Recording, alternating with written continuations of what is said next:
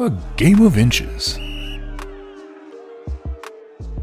Game of Inches on the Belated Binge podcast is where we take one moment in the chapters that we're covering for the episode and we tweak them just a little bit. One small change in what we read, and we see what that ripple effect could have been like. How does that snowball to impact the rest of the series? And would we even get the same book? Would we get the same story if we change just one small event from these chapters? And honestly, this is one of my favorite parts of the show that we do. So I hope you enjoy it too. But today, what we're going to dive into a little bit is what if Harry doesn't catch that snitch? We can assume they lose that Quidditch match, which, sure, does Harry become the star seeker? I'm pretty sure the only Quidditch match he doesn't catch the snitch in is the one in Prisoner when the dementors show up and he passes out on his broom, nearly plummeting to his death from a high feat. Again, just this kid, somebody just put a pillow under him, a mattress, I don't know, one of those big trampoline things, whatever it takes. He's always nearly or somehow surviving falling from however high.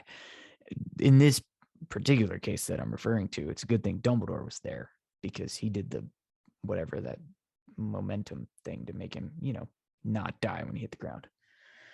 Beyond Quidditch, though, because who cares about Quidditch?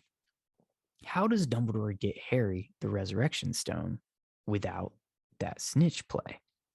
How does he become Master of Death? The obvious answer might be the next snitch that he would catch, okay? But he catches that with his hands. And it's the act of nearly swallowing this one that allows it to not open when the minister forcefully shoves it in Harry's hand to try to force it open. Of course, it doesn't, but would it even matter if it did? The snitch doesn't open when Harry puts it to his lips either. Dumbledore put some sort of enchantment on it so that the only thing that happens when he puts it to his mouth is he sees the engraved message that Dumbledore left him. I open at the close. So would he use the next snitch and just use an even more cryptic message? Or would he know that any message or tip-off that he could possibly leave on the snitch, that would be enough for the ministry to see, I don't know, whatever it was that they were looking for, the excuse that they needed to keep it away from Harry because, government and plot.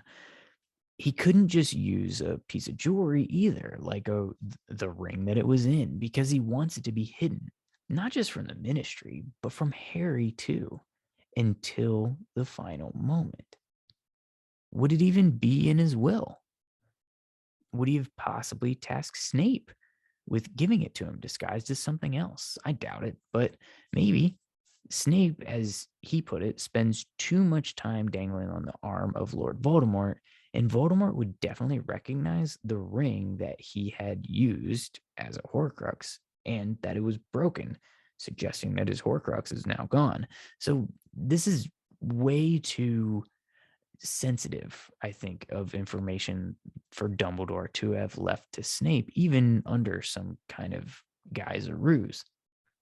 So maybe he would have left it, I don't know, left his form somewhere physically.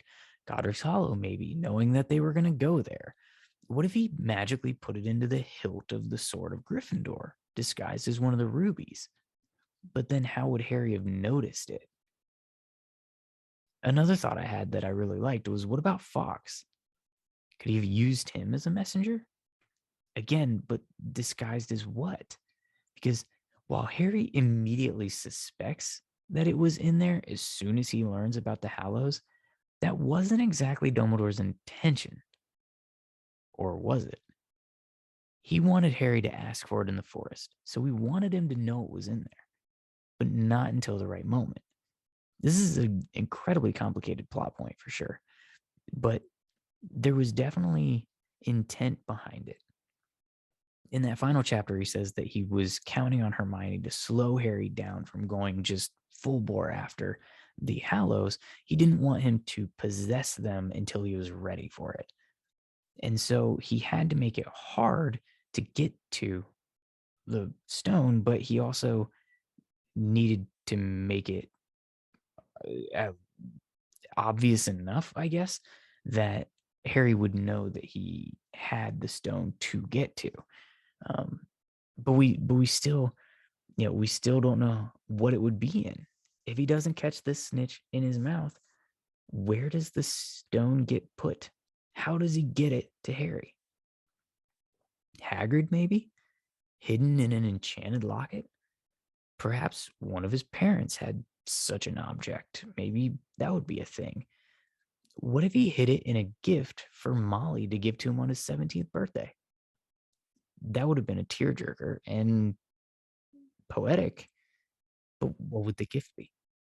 For once on this podcast journey, I don't really have a theory here, but somehow, some way, Dumbledore needed Harry to get that stone.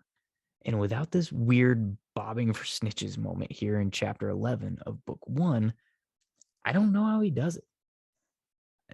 Let me know your thoughts. You can use Twitter, Instagram, Facebook, slide in the DMs. We're at Belated Binge across all of them. You can email belatedbinge@gmail.com.